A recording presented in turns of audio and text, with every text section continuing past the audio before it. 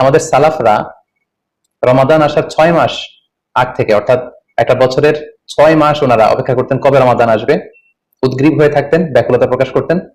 আবার রমাদান মাস চলে যাওয়ার পরে বছরের বাকি 6টি মাস এই রমাদানে ওনারা যে সমস্ত ইবাদত করেছেন সেগুলো আল্লাহ তাআলা কবুল করলো কিনা এ নিয়ে পেরেশানিতে থাকতেন। বাকি 6 মাস দোয়া করতেন যে আল্লাহ, রমাদানে যে সমস্ত ইবাদত আমরা করেছি এগুলোকে তুমি কবুল করে নাও। এই পবিত্র মাসে আল্লাহ তাআলা আমাদের আল্লাহ সচেতনতা বৃদ্ধির জন্য এ মাসে আমাদের জন্য সিয়ামকে তিনি ফরজ করেছেন। আল্লাহ তাআলা ইরশাদ করছেন, ইয়া আইয়ুহাল্লাযীনা আমানু কুতিবা আলাইকুমুস সিয়াম কামা কুতিবা আলাল্লাযীনা মিন ক্বাবলিকুম লাআল্লাকুম তাত্তাকুন। অর্থাৎ ওহে বিশ্বাসীরা, সিয়ামকে রমাদান মাসে তোমাদের জন্য অবধারিত করা হয়েছে, যেমনি ভাবে তোমাদের পূর্ববর্তীদের উপরও এই সিয়ামকে অবধারিত করা হয়েছিল, যাতে করে তোমরা আল্লাহ সচেতন হতে পারো। এই আয়াত থেকে বোঝা গেল এই পুরো রমাদানুল মুবারকে যে আমরা সিয়াম উদযাপন করি বা সিয়াম পালন করি, এই সিয়াম বা রোজা পালনের মূল উদ্দেশ্য বা প্রাইম অবজেক্টিভ হচ্ছে আল্লাহ সচেতন হওয়া। এই সিয়াম আমাদেরকে আল্লাহ সচেতন বানায়। এই সিয়াম আমাদের মধ্যে এই ফিলিংস, এই ভাবনা, এই চিন্তা বা এই চেতনাটা নিয়ে আসে যে আমরা এটা ভাবতে শুরু করি যে Allah is watching me, Allah is observing me, Allah আমাকে দেখছেন। এই চিন্তাটাকে, এই সেন্সটাকে, এই ফিলিংটাকে ডেভেলপ করার জন্যই আল্লাহ তাআলা এই মাসে সিয়ামকে আমাদের উপর ফরজ করেছেন, এবং সেটাই আল্লাহ এই আয়াতের শেষাংশে বলছেন লাআল্লাকুম তাত্তাকুন, যাতে করে তোমরা আল্লাহ সচেতন হতে পারো, যাতে করে তোমরা গড কনসিয়াস হতে পারো। আমরা যখন সিয়াম পালন করি আমরা তখন ক্ষুধার্ত, আমরা তৃষ্ণার্ত, ঘরের ভেতরে আমরা চাইলে, কেউ নেই, কেউ আমাকে দেখছে না, আমি চাইলেই খেয়ে ফেলতে পারি, আমি চাইলেই কিন্তু পান করে আমার তৃষ্ণা মেটাতে পারি, কিন্তু আমি খাচ্ছিও না, পানও করছি না, কারণ আমি এটা ফিল করি যে কেউ দেখে না কিন্তু আল্লাহ দেখে। পৃথিবীর কেউ আমাকে দেখছে না, দরজা বন্ধ করে, জানালা বন্ধ করে, ফ্রিজ থেকে ঠান্ডা পানি বের করে, শরবত বের করে আমি কিন্তু ঘরের ভেতরে যখন একা একা থাকি আমি খেয়ে আমার তৃষ্ণা নিবারণ করতে পারি, কিন্তু এটা আমরা কেউই করি না, কারণ আমরা ফিল করি যে পৃথিবীর কেউ যদি নাও দেখে, আল্লাহ সুবহানাহু ওয়া তাআলার চোখকে কিন্তু আমরা ফাঁকি দিতে পারছি না। হি ইজ ওয়াচিং মি, তিনি আমাদেরকে দেখছেন। তাহলে সম্মানিত দিনী ভাই এবং বোনেরা, এই সিয়াম আমাদের মধ্যে আল্লাহ কনসিয়াসনেস, আল্লাহ সচেতনতা এটা ডেভেলপ করে। পাশাপাশি সিয়ামের মাধ্যমে আমরা আমাদের প্রবৃত্তির উপর নিয়ন্ত্রণ অর্জন করি। গোটা বছর প্রবৃত্তি আমাদেরকে নিয়ন্ত্রণ করে, সারা বছর প্রবৃত্তি আমাদের উপর জিতে, আর আমরা এই রমাদান মাসে প্রবৃত্তির উপর জয়লাভ করি। যেমন পুরো বছর ব্যাপী আমার যখন ক্ষুধা লাগে আমি খাই, তৃষ্ণার্ত হলে পানি পান করি, আমার কামনা জাগলে সেই কামনা আমি পূরণ করি। কিন্তু রমাদানে ক্ষুধা লাগলে কিন্তু আমরা খাই না, তৃষ্ণায় গলা ফেটে যাচ্ছে, তৃষ্ণায় গলা কাঠ হয়ে যাচ্ছে, কিন্তু এক ফোঁটা পানি আমি পান করছি না। সিয়াম পালন করা অবস্থায় দিনের বেলা আমরা যারা বিবাহিত, আমাদের স্ত্রীদের সাথে অন্তরঙ্গ মুহূর্ত আমরা কাটাচ্ছি না, তার মানে আমার যেটা মন চাচ্ছে, আমার যেটা ডিজায়ার, আমার যেটা ডিমান্ড, সেটা আমি ফুলফিল করছি না, অর্থাৎ আমার প্রবৃত্তিকে আমি নিয়ন্ত্রণ করি। তাহলে সিয়াম পালনের মাধ্যমে প্রবৃত্তিকে কিভাবে কন্ট্রোল করা যায়, প্রবৃত্তিকে কি করে নিয়ন্ত্রণ করা যায়, এটা আমরা শিখি। সারা বছর প্রবৃত্তি আমাদের উপর জয়লাভ করে, আর এই সিয়ামের মধ্যে দিয়ে কেমন যেন রমাদানে আমরা প্রবৃত্তির উপর জয়লাভ করি, আমাদের কাছে প্রবৃত্তি হেরে যায়, জিতে যায় আমাদের আল্লাহ তাআলার প্রতি আস্থা এবং ভালোবাসা। এই সিয়ামের আরো একটি শিক্ষণীয় বিষয় হচ্ছে, এই সিয়াম আমাদেরকে সংযমী বানায়, রেস্ট্রেইনড বানায়। আমরা চাইলেই রোজা পালন করা অবস্থায় যা মনে চায় তা করতে পারি না। এবং সহিহ বুখারীর বর্ণনায় আল্লাহর হাবিব সাল্লাল্লাহু আলাইহি ওয়াসাল্লাম আমাদেরকে শিখিয়েছেন যে কেউ যখন রোজা রাখে সে যেন অশ্লীল কথা না বলে, রোজা রেখে সে যেন কাউকে গালি না দেয়। এমনকি কেউ যদি তাকে গালি দেয় অথবা কেউ যদি তার সাথে ঝগড়া লাগতে আসে, সে যেন বলে ইন্নী ইমরুউন সাইম, অর্থাৎ আই এম ফাস্টিং, আমি রোজাদার, আমি রোজা পালন করছি। রোজা পালন করা অবস্থায় আমার পক্ষে অশ্লীল কথা বলা, ঝগড়া করা, কোনো বাক বিতণ্ডায় জড়ানো সম্ভব না। তার মানে সিয়াম পালনের মধ্যে দিয়ে সংযম যে ব্যাপারটা, এই ব্যাপারটা আমাদের আয়ত্তে চলে আসে, আমরা এই সিয়াম পালনের মধ্যে দিয়ে সংযমী হয়ে উঠি। পাশাপাশি যারা সিয়াম পালন করছে তাদের জন্য আল্লাহর হাবিব সাল্লাল্লাহু আলাইহি ওয়াসাল্লাম ঘোষণা দিয়েছেন যে কিয়ামতের ময়দানে বিচার শেষে তারা যখন জান্নাতে ঢুকবে, রোজা পালনকারীদের জন্য আল্লাহ তাআলা একটি স্পেশাল গেট রেখেছেন, যেটার নাম হচ্ছে রাইয়ান। এবং এই রাইয়ান গেট দিয়ে রোজাদাররা ছাড়া কেউ প্রবেশ করতে পারবে না। সুবহানাল্লাহি বিহামদি। আর একবার এই রাইয়ান দরজা দিয়ে যে ব্যক্তি ঢোকার সুযোগ পাবে জান্নাতে, he will never be thirsty again, সে কখনো আর তৃষ্ণার্ত হবে না, চিরকালের জন্য তার গলা থেকে তৃষ্ণা হারিয়ে যাবে। পাশাপাশি আল্লাহ তাআলা ইরশাদ করছেন যে সব আমলগুলোকে সওয়াব বাড়ানো হয় এবং সওয়াবের প্রতিদান বান্দাদেরকে দেওয়া হয়, কিন্তু এই সিয়ামের ব্যাপারটা ভিন্ন। এর প্রতিদান আমি আল্লাহ নিজ হাতে দেব। আরেক বর্ণনা এসেছে এই সিয়ামের প্রতিদান আমি নিজেই। আমরা যদি একটু খেয়াল করে দেখি যে রমাদানুল মুবারকে আমরা যত নেক আমল করছি বা সৎকর্ম করছি, এগুলোর সওয়াবগুলোকে কিন্তু জ্যামিতিক হারে বাড়ানো হয়। দ্য রিওয়ার্ডস অফ আমাল is multiplied in this blessed month of Ramadan. এই মাসে আমরা একটা নফল ইবাদত করলে সেটা ফরজের সমান সওয়াব দেওয়া হচ্ছে, একটা ফরজ ইবাদত করলে সেটা 70 থেকে 700 গুণ সওয়াব দেওয়া হচ্ছে। এ মাসে উমরা করলে সেটা হজের সমান সওয়াব দেওয়া হচ্ছে। অর্থাৎ অন্যান্য মাসে আমরা যদি নেক আমল করি তাহলে সেটার সওয়াবকে বাড়ানো হয় গাণিতিক হারে, কিন্তু রমাদানুল মুবারকে কোনো নেক আমল করলে সওয়াবকে বাড়ানো হয় জ্যামিতিক হারে। এটাকে মান্থ অফ স্পেশাল অফার বলা হয়, বিশেষ অফারের মাস। আল্লাহ তাআলা চেয়েছেন যে বিশেষ অফার দিয়ে আমাদেরকে ইবাদতের প্রতি আগ্রহী করে তোলে, আকৃষ্ট করে তোলে। তিনি যেন আমাদের গুনাহগুলোকে ক্ষমা করে দিয়ে আমাদেরকে পাপ মুক্ত বান্দা হিসেবে স্বীকৃতি দিতে পারেন, তার একটা কেমন যেন আয়োজন তিনি করে থাকেন আমাদের জন্য পবিত্র মাহে রমাদানে। এবং এই রমাদান মুবারকের প্রতিটি রাতে আল্লাহ তাআলার পক্ষ থেকে একজন বিশেষ আহ্বানকারী ফেরেশতা তারা ডাকতে থাকে আর বলতে থাকে, ইয়া বাগিয়াল খাইরি আকবিল, হে কল্যাণের অভিযাত্রী, হে কল্যাণের পথের যাত্রী, আকবিল, প্রসিড, গো অন, আরো সামনে যাও, আরো নেক কাজ করো, আরো ভালো কাজ করো। ইয়া বাগিয়াশ শাররি আকসির, হে পাপের পথের যাত্রী, আকসির, স্টপ, থেমে যাও, অনেক হয়েছে, আর না, আর অন্যায়ের দিকে ধাবিত হয়েও না। এটা প্রতি রাতেই, রমাদানের প্রতিটি রাতেই এই আহ্বান করা হয় যে হে কল্যাণের পথের যাত্রী, ভালো কাজ করতে থাকো, হে অকল্যাণের পথের যাত্রী, এখনই থেমে যাও, আর সামনের দিকে আগ বাড়িও না। এবং এই বরকতপূর্ণ মাস পেয়েও যারা আল্লাহ তাআলার ক্ষমা পায়নি, রাসূল সাল্লাল্লাহু আলাইহি ওয়াসাল্লাম তাদের জন্য ভয়ঙ্কর ওয়ার্নিং দিয়েছেন, হুঁশিয়ারি দিয়েছেন, গভীর হুঁশিয়ারি তিনি বর্ণনা করেছেন। মসজিদে নববীতে আল্লাহ রাসূল সাল্লাল্লাহু আলাইহি ওয়াসাল্লাম একবার মিম্বারের প্রথম ধাপে পা রেখে বললেন আমিন, দ্বিতীয় ধাপে পা রেখে বললেন আমিন, তৃতীয় ধাপে পা রেখে বললেন আমিন। সাহাবারা জিজ্ঞেস করলেন, ইয়া রাসূলুল্লাহ, তিনবার কেন আমিন বললেন? আমরা তো বুঝতে পারলাম না। আল্লাহ রাসূল সাল্লাল্লাহু আলাইহি ওয়াসাল্লাম তখন বললেন যে এইমাত্র জিবরিল আমার কাছে এসে আমাকে শুনিয়েছে যে যে ব্যক্তি রমাদানুল মুবারক পেয়েও ইবাদতের মাধ্যমে আল্লাহর ক্ষমা পেল না, সে দুর্ভাগা, সে হতভাগা। আমি তখন বলেছি আমিন। তারপর জিবরিল বলল যে মা বাবা উভয়কে পেয়ে তাদেরকে সন্তুষ্ট করার মধ্য দিয়ে যারা আল্লাহর জান্নাতকে হাসিল করতে পারলো না, তারা দুর্ভাগা, হতভাগা। আমি বলেছি আমিন। তৃতীয় পর্যায়ে জিবরাইল বলেছে যে হে নবী, আপনার নাম শুনবার পরেও যে আপনার উপর দুরূদ পাঠালো না, অর্থাৎ সাল্লাল্লাহু আলাইহি ওয়াসাল্লাম বলল না, সে দুর্ভাগা, সে হতভাগা। তখন আমি বলেছি আমিন। সম্মানিত শুধু এই হাদিস থেকে আমরা বুঝতে পারি যে যারা রমাদান পেয়ে আল্লাহর প্রিয় ভাজন বান্দা হতে পারলো না, আল্লাহর কাছ থেকে ক্ষমার ঘোষণা পেল না, তাদের যে দুর্ভাগা এবং হতভাগা আর কেউ হতে পারে না। তাই যেহেতু রমাদান আমাদের একেবারে সন্নিকটে, আর মাত্র 2 দিন পরে এই পবিত্র মাস আমাদের মাঝে আগমন করবে, তাই আমাদের উচিত এই মাসটাকে ভাব গাম্ভীর্যের সাথে উদযাপন করা, to take the best out of this blessed month, যত বেশি পরিমাণে সম্ভব নেক কাজ করে আল্লাহ তাআলার ক্ষমাপ্রাপ্ত বান্দাদের অন্তর্ভুক্ত হওয়ার চেষ্টা করা। আমরা যদি এই মাসকে উদযাপনের জন্য এখন থেকে একটা প্ল্যান করি বা প্রোগ্রাম করি এবং সেটার আলোকে যদি পুরো মাসটি আমরা পরিচালনা করবার চেষ্টা করি, তাহলে আশা করি খুবই ফ্রুটফুল ওয়েতে এই যে অফার দেওয়া হয়েছে, স্পেশাল অফার, এই অফার গুলোকে আমরা কাজে লাগাতে পারবো এবং বেশি বেশি ইবাদত করে আল্লাহ তাআলার প্রিয় ভাজনদের অন্তর্ভুক্ত হতে পারবো। এই পৃথিবীতে আমরা যখন কোনো বিজনেস রান করি, নিশ্চয়ই তার আগে একটা প্ল্যান করি, একটা প্ল্যান সাজাই। বড় কোনো প্রজেক্ট যখন আমরা হাতে নিই, আমরা একটা প্রজেক্ট প্ল্যান দাঁড় করাই এবং সেটার আলোকে আমরা সেই প্রজেক্টটাকে রান করবার চেষ্টা করি। তাই আর যেহেতু মাত্র 2 দিন বাকি, আমরা যদি এখন থেকেই একটি প্ল্যান করি বা একটি পরিকল্পনা সাজাই, হতে পারে এটা লিখিত পরিকল্পনা কিংবা অ্যাটলিস্ট নিজের সাথে নিজের বোঝাপড়া যে আমি এই কাজগুলো রমাদানে করতে চাই, এগুলো করতে চাই না, ডুজ এন্ড ডোন্টস গুলোকে আমি মেনে চলতে চাই, যেগুলো করা উচিত এগুলো আমি বেশি বেশি করবো, যেগুলো থেকে দূরে থাকা উচিত এগুলোর ব্যাপারে আমি সাবধান থাকবো। অ্যাটলিস্ট মনের সাথে মনে একটা বোঝাপড়া অথবা কাগজে লিখে আমাদের একটি পরিকল্পনা করা উচিত।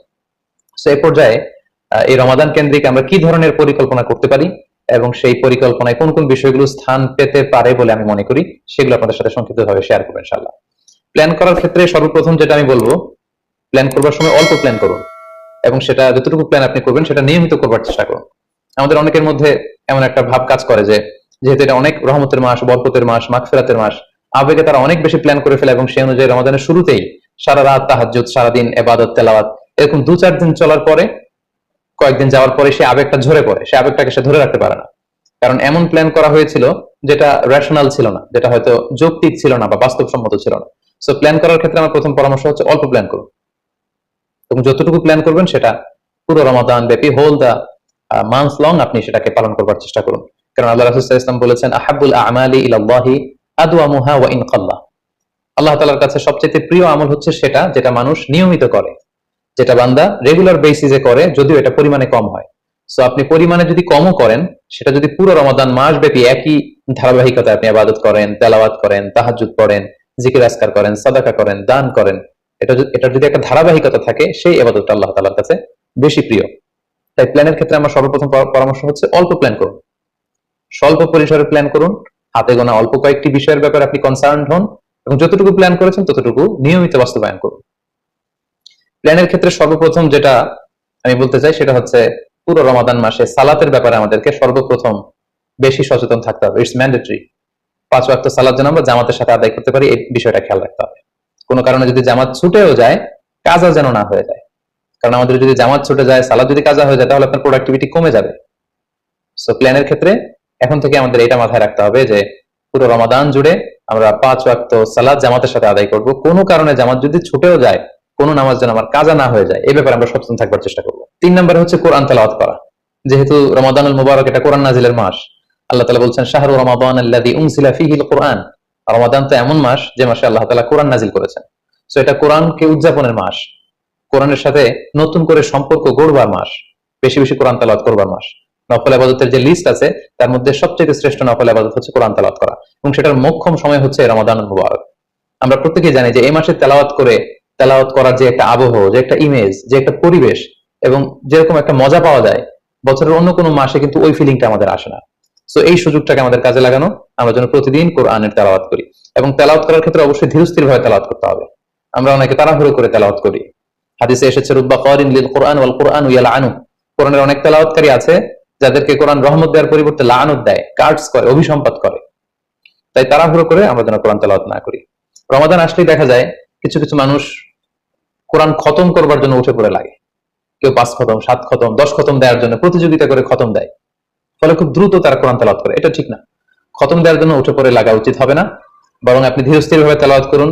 সেই হিসেবে শুরু থেকে শেষ পর্যন্ত একবার করে যদি আপনি 1 খতম দিতেও পারেন সেটা ভালো, আর দিতে না পারলেও আপনি ধীরস্থির ভাবে তেলাওয়াত করে সেটার সওয়াব আপনি ইনশাআল্লাহ পাবেন। তাহলে তেলাওয়াত করার ক্ষেত্রে প্রথম রিমাইন্ডার হচ্ছে তাড়াহুড়ো করে তেলাওয়াত করা যাবে না। 2 নম্বর হচ্ছে যদি সুযোগ হয় অর্থ বুঝে তেলাওয়াত করা। আমরা কয়েকটা সূরা স্পেসিফাই করতে পারি যে এই রমাদানে আমি এই সূরাটা পড়বো, এই রমাদানে এই সূরা শুরু থেকে শেষ পর্যন্ত এর মর্মার্থ, এর বঙ্গানুবাদ, এর যে শিক্ষা লেসন, এটা আমি জানবার চেষ্টা করবো। সম্মানিত দিনী ভাই এবং বোনেরা, কোরআন হচ্ছে এমন একটি কিতাব, যারাই এই কোরআনের সাথে সম্পর্ক জুড়ে দিয়েছে, যারাই এই কোরআনকে হৃদয়ে ধারণ করেছে, তারাই সম্মানিত হয়েছে। একটু খেয়াল করে দেখুন, সাইয়েদনা জিবরিল আলাইহিস সালাম উনি কোরআন নিয়ে আসমান থেকে পৃথিবীতে নেমেছিলেন।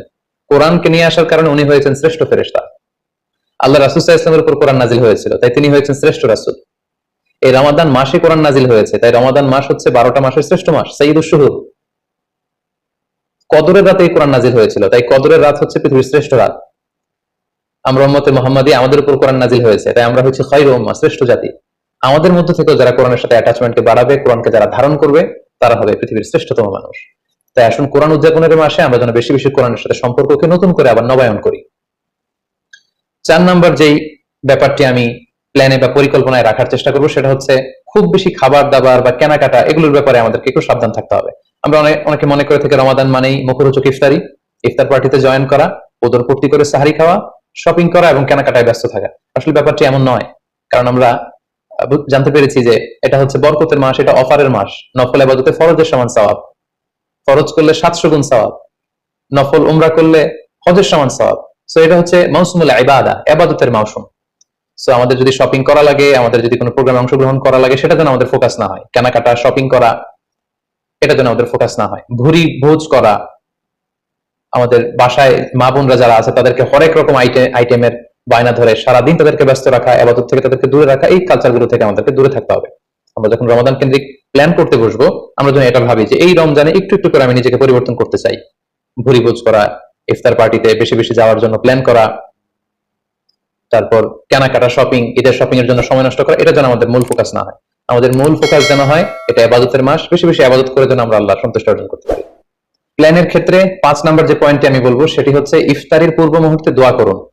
এটি ভুলে যাওয়া যাবে না। প্রতিদিন ইফতারিকে সামনে নিয়ে আমরা দোয়া করব, কারণ হাদিসে এসেছে সালাসু দাওয়াতিন মুস্তাজাবা, 3 ব্যক্তির দোয়া আল্লাহ তাআলার কাছে কবুল হয়ে যায়। এই দোয়া আল্লাহ কখনো ফিরিয়ে দেন না। এর মধ্যে একটা দোয়া হচ্ছে দাওয়াতুস সাইম, রোজাদারের দোয়া আল্লাহ কখনো ফিরিয়ে দেন না। দাওয়াতুস সাইমি মাকবুল, এটা আল্লাহর কাছে কবুল হয়ে যায়। ঠিক ওই মুহূর্তটাতে আল্লাহ তাআলার সফট কর্নার খুব বেশি গ্রো করে, আল্লাহর রহমতের দরিয়ার মধ্যে একটা অভাবনীয় জোশ পড়ে যায়। আল্লাহ তাআলা এই দৃশ্যটাকে খুব দেখতে পছন্দ করে যে বান্দা সামনে খাবার নিয়ে বসে আছে, শরবত নিয়ে, পানীয় নিয়ে বসে আছে, ক্ষুধায় তৃষ্ণায় সে জর্জরিত, সে চাইলেই সামনে থেকে নিয়ে মুখে তুলে খাবারটা খেতে পারে, কিন্তু সে আমার ভয়ে খাচ্ছে না। তখন আল্লাহ তাআলা এই দৃশ্যটা দেখতে বড্ড পছন্দ করেন। ঠিক এই মুহূর্তে আপনি যখন বুদ্ধি করে আল্লাহ তাআলার কাছে চাইতে শুরু করবেন, কায়মনো বাক্যে চোখের পানি ছেড়ে, আপনি চাইতে দেরি হবে, এই দোয়া আল্লাহ তাআলার কাছে কবুল হতে দেরি হবে না। তাই এই ভুলটি যেন আমরা না করি, এই বরকত যেন আমরা মিস না করি। প্রতিদিন খেয়াল করে, সম্মানিত দিনী ভাই এবং বোনেরা, খেয়াল করে ইফতারের পূর্ব মুহূর্তে দোয়া করুন। আপনার কি চাহিদা, আকুতি মিনতি আল্লাহর কাছে আছে, আপনি পেশ করুন। 7 নম্বর পয়েন্টটি হচ্ছে ধীরস্থির ভাবে তারাবির সালাত পড়ুন। প্ল্যান করে ফেলুন কোন মসজিদে পড়বেন, কোথায় পড়বেন, কোভিড আউটব্রেকের কারণে কোনো রেস্ট্রিকশন থাকলে বাসায় কিভাবে পড়বেন, পরিবেশটা আপনি কেমন দেখতে চান, কিভাবে করতে চান, এখন থেকে প্ল্যান প্রোগ্রাম করে ফেলুন। তারাবির সালাতের ক্ষেত্রে পরামর্শ হচ্ছে ধীরস্থির ভাবে তারাবির সালাত আদায় করুন। সালাতুত তারাবিহ শব্দের অর্থই হচ্ছে বিশ্রামের সালাত, অর্থাৎ আপনি বিশ্রাম নিয়ে নিয়ে 2 রাকাত করে 4 রাকাত শেষে তাসবিহ পড়ে বিশ্রাম নিয়ে আবার 2 রাকাত 4 রাকাত এভাবে পড়তে থাকবেন। আমাদের বাংলাদেশের বেশিরভাগ মসজিদগুলোতে যেহেতু 20 রাকাতের সালাতুত তারাবি হয়, আমরা সাজেস্ট করি যে আপনারা 20 রাকাত সালাতুত তারাবি আদায় করুন। অসুস্থতা জনিত কোনো কারণে কারো যদি কম পড়তে হয় সেটা ভিন্ন ব্যাপার, তবে আমরা 20 রাকাতের কথাই সবাইকে সাজেস্ট করে থাকি, যেহেতু এটা ইবাদতের মাস, যত বেশি ইবাদত করা যায় ততই এটা কল্যাণকর। তো সেক্ষেত্রে রাকাত বিতর্ক আপনাদেরকে এড়িয়ে চলা উচিত। রমাদান আসলে আমাদের মধ্যে এই শয়তান এই বিষয়টাকে উস্কে দেয় যে তারাবির সালাতকে 8 রাকাত না 20 রাকাত নাকি 12 রাকাত। সো তারাবির সালাত ধীরস্থির ভাবে আদায় করুন, রাকাত বিতর্ক এড়িয়ে চলুন। এটা হচ্ছে একটা বড় ফিতনা। কত রাকাত আপনি পড়বেন আপনার সাধ্য অনুযায়ী আপনি পড়ুন, আমরা 20 রাকাতের কথা সাজেস্ট করি, তবে রাকাত বিতর্কে জড়ানো আমাদের কখনোই উচিত হবে না। 8 নম্বর যে পয়েন্টের কথা বলবো সেটি হচ্ছে শেষ রাতে তাহাজ্জুদের সালাত আদায় করা। বছরের অন্য সময়গুলোতে রাত 4টার দিকে উঠে আসলে অনেকের পক্ষেই তাহাজ্জুদের সালাত আদায় করা সম্ভব হয়ে ওঠে না, যেহেতু রমাদানুল মুবারককে সাহারি খাওয়ার জন্য আমাদেরকে উঠতেই হচ্ছে। সাহারি খাওয়ার পরে আপনি ওযু করে আপনার সুবিধা মতো 2 রাকাত 4 রাকাত তাহাজ্জুদের সালাত আপনি আদায় করুন। তাহাজ্জুদের সালাতে সিজদায় পড়ে আপনি আল্লাহ তাআলার কাছে আপনার মনের আকুতি আপনি তুলে ধরুন। এই মুহূর্তটাতে তাহাজ্জুদের এই সময়টাতে আল্লাহ তাআলা প্রথম আকাশে মনোনিবেশ করে তিনি ডাকতে থাকেন, কার কি লাগবে, কার খাবারের দরকার আমার কাছে চাও, আমি খাবারের ব্যবস্থা করে দেবো, কার রিজিকের দরকার রিজিকের ব্যবস্থা করে দেবো, কার সফলতা দরকার, আমি আল্লাহ তাআলা সফলতা দেওয়ার মালিক, আমি সফলতার ব্যবস্থা করে দেবো। যে মুহূর্তটুকুতে বা যে সময়ে আল্লাহ তাআলা আমাদেরকে দেওয়ার জন্য তিনি আমাদেরকে ডাকছেন, আমাদেরকে দেওয়ার জন্য তিনি বসে আছেন, প্রস্তুত আহ্বান করছেন, কিন্তু আমরা সেই আহ্বানে সাড়া দিচ্ছি না। তাই রমাদানুল মুবারকে তাহাজ্জুদের সালাতের অভ্যাস করার একটা সুবর্ণ সুযোগ কিন্তু আমাদের আসছে, যেহেতু সাহরি খেতে আমরা উঠবই, উঠে আমরা তাহাজ্জুদের সালাত আদায় করে নেব। 9 নম্বর যে পয়েন্টটি উল্লেখ করতে চাই সেটি হচ্ছে সোশ্যাল মিডিয়ার নিয়ন্ত্রিত ব্যবহার বা পরিমিত ব্যবহার। যত কম ব্যবহার করা যায় ফেসবুক, ইউটিউব, অনলাইনে যত আপনি কম সময় দিতে পারবেন আপনার প্রোডাক্টিভিটি তত বাড়তে থাকবে। জরুরি প্রয়োজনে যে সমস্ত কাজ একেবারে করাই লাগে, যেগুলোকে অ্যাভয়েড করা মোটেও সম্ভব না, সেগুলো আপনি করতে পারেন। তবে আমাদের সাজেশন হচ্ছে ফেসবুকিং, টুইটারিং এবং ইউটিউবিং এই সমস্ত কাজে, সোশ্যাল মিডিয়ার কাজে যত কম আপনি এই রমাদানুল মুবারকে সময় ব্যয় করতে পারবেন, সময়টা ঠিক ততই আপনার প্রোডাক্টিভ হতে কাজে লাগবে ইনশাআল্লাহ। 10 নম্বর পয়েন্ট এবং সর্বশেষ পয়েন্ট হচ্ছে রমাদানুল মুবারকের মূল আকর্ষণ হচ্ছে রমাদানুল মুবারকের শেষ দশকে, অর্থাৎ রমাদানের কদরের রাতগুলো হচ্ছে লাস্ট 10 days অফ রমাদানে। আল্লাহ রাসূল সাল্লাল্লাহু আলাইহি ওয়াসাল্লাম ইরশাদ করেছেন, ফালতামিসু ফিল আশরিল আওয়াখিরি মিনাল বিতর, রমাদানের শেষ দশকের বেজর রাত্রিগুলোতে তোমরা কদরের রাত তালাশ করো। তাই আপনারা যখন প্ল্যান করতে বসবেন এখনই ক্যালেন্ডার সামনে নিয়ে রমজানের শেষ দশক কত তারিখ থেকে কত তারিখ পরে প্ল্যান করে নিন, এবং অড নাইট গুলো, বেজর রাত্রিগুলো কোন কোন রাত্রিগুলো হতে পারে এখনই প্ল্যান করে নিন। যত ধরনের ব্যস্ততা, যত ধরনের ঝামেলা, যত ধরনের দায়িত্ব, এই কাজগুলোকে আপনি আগে পরে সেরে নেবেন, কিন্তু এই 10 দিনের স্পেশাল টাইমটাকে আমাদের ইবাদতের জন্য রাখা উচিত। আল্লাহ রাসূল সাল্লাল্লাহু আলাইহি ওয়াসাল্লাম রমজানের শেষ দশকে যখন তিনি পৌঁছতেন, তিনি তখন এমন ভাবে ইবাদত করতেন, তিনি কাউকে চিনতেন না, কারোর সাথে বেশি কথা বলতে চাইতেন না। তিনি রাতে সারা রাত জেগে থাকতেন, ফ্যামিলি মেম্বারদেরকে উঠিয়ে দিতেন, জাদ্দা ওয়া শাদ্দাল মিইসার, কোমরে গামছা বেঁধে তিনি ইবাদতে লেগে পড়তেন। এই শেষ দশকে তিনি এত ইবাদত করতেন, বছরের কোনো সময়ে আল্লাহ রাসূল সাল্লাল্লাহু আলাইহি ওয়াসাল্লামকে এত বেশি ইবাদত করতে কিন্তু দেখা যেত না।